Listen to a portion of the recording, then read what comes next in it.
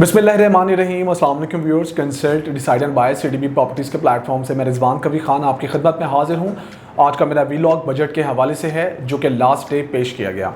Budget की बात करेंगे तो पार्लियामेंट हाउस के अंदर फाइनेंस मिनिस्टर ने इस बजट को पेश किया जिसकी इम्प्लीमेंटेशन आपको 1 जुलाई 2023 को देखने में आएगी।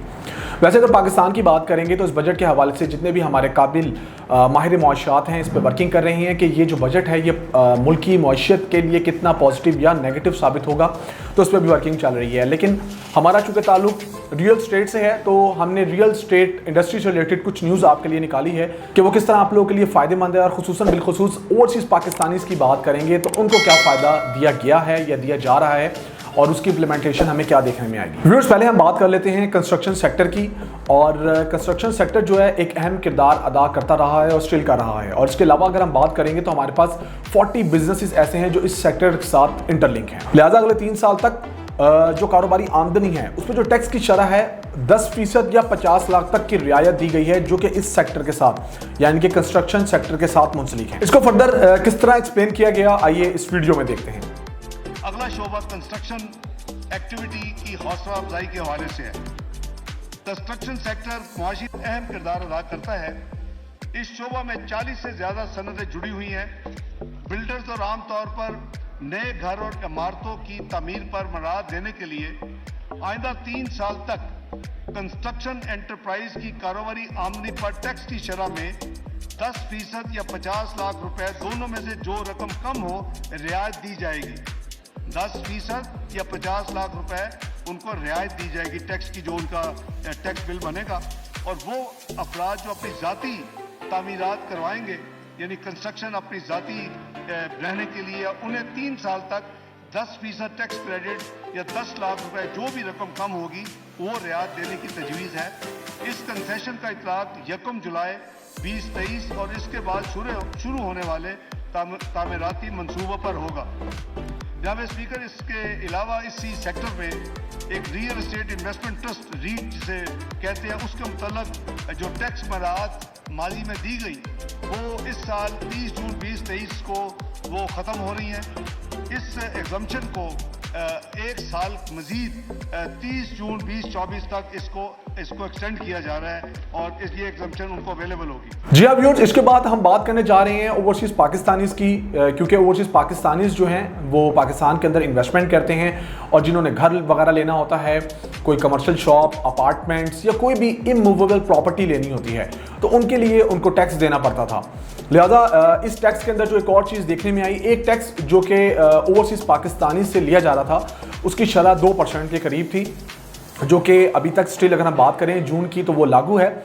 उसके अंदर आपको रियायत दे दी गई है। जी हाँ, ओवरसीज़ पाकिस्तानी इसकी बात करेंगे और अगर वो कोई भी इमूवेबल प्रॉपर्टी पाकिस्तान के अंदर परचेज करते हैं तो उसके अंदर आप लोगों को रियायत दे दी गई है, वो ख़त्म कर दिया गया है, जिसकी इम्प्लीमेंटेशन आपको 1 जुलाई 2023 में देखने में आएगी। अच्छा, इसके बारे में भी अगला वीडियो क्लिप देखिएगा जिसके अंदर ये न्यूज़ जो है वो दी गई है कि जो 2% का टैक्स है वो ख़त्म कर दिया गया है। बैरून मुल्क पाकिस्तानियों की तरफ से फॉरेन रिमिटेंस के जरिए अगर वो इमूवेबल प्रॉपर्टी पाकिस्तान में खरीदेंगे, इस वक्त उनके ऊपर मौजूदा एक फाइनल टैक्स 2% से लिया जा रहा है।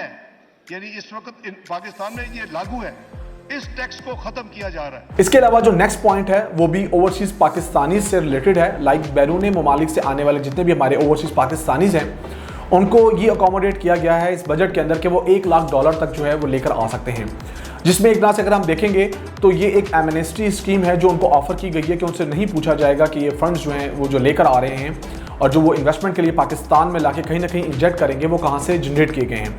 लिहाजा एक तरह से हमें ये भी चीज़ देखने में आएगी कि जिन ओवरसीज़ पाकिस्तानीज़ ने कोई ना कोई चीज़ बाय करनी है पाकिस्तान के अंदर तो ये उनको एक तरह की छूट दी गई है। फर्दर क्योंकि हमने कोई ना कोई इन्वेस्टमेंट तो करनी ही होती है या अपने घर वालों के लिए कभी कोई घर वगैरह लेना हो, जिस तरह मैंने पहले भी बात की थी इमूवेबल प्रॉपर्टी, तो हमारे पास ये भी एक सोर्स आ गया कि हम जो भी फंड्स लेके आएंगे जो कि $1 लाख अप्रॉक्सीमेटली बनते हैं जिस पे छूट दी गई है उसके बारे में नहीं पूछा जाएगा। इसका भी क्लिप जो है ये वीडियो में देखिएगा कि इसके बारे में क्या कहा गया है।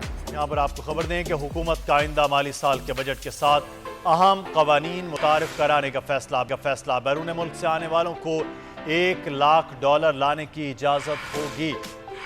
शौकत अली हमारे नुमाइंदे इस वक्त हमारे साथ है। जी शौकत, आगाह कीजिएगा, क्या अपडेट्स हैं? जारी है और इस बजट में कुछ अहम फैसले भी किए गए हैं और जो अहम फैसला सबसे ज्यादा किया गया है कि बैरून मुल्क जो आएगा उसको $1 लाख मुल्क में लाने की इजाजत दे दी जाए और $1 लाख जो लेके आएगा उससे आमदनी का कोई जरिया भी नहीं पूछा जाएगा।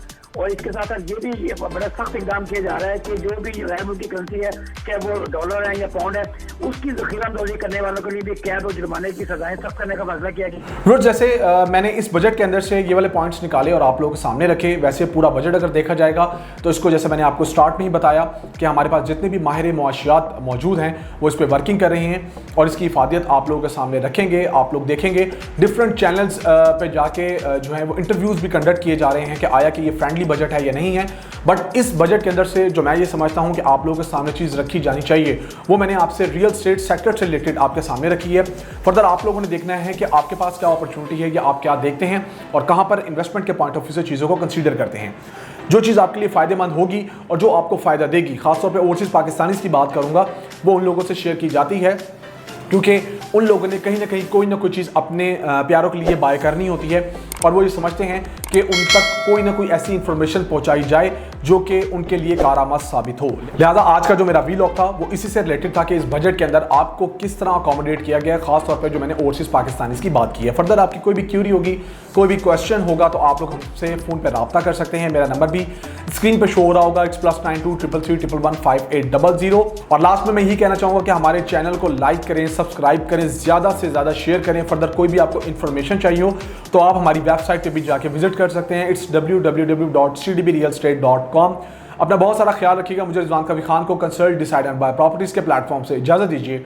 अल्लाह हाफिज़।